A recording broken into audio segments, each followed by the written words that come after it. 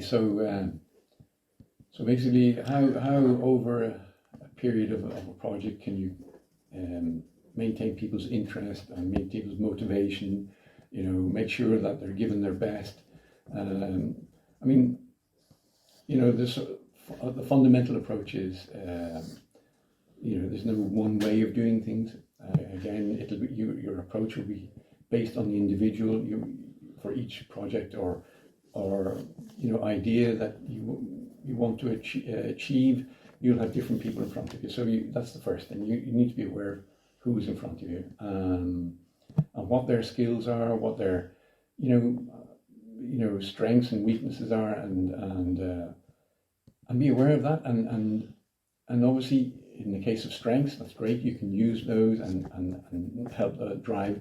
And in the case of weakness, how can they improve? So you're helping the person improve. And people who feel that they've grown in projects, they will go that extra mile. And typically speaking, when you have complex projects, the more complex it is, the more likely things go wrong.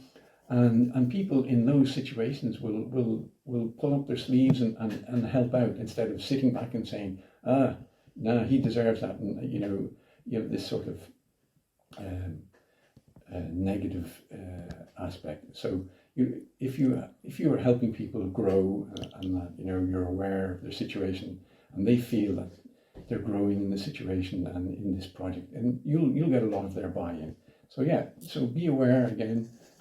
Monitor constantly the situation.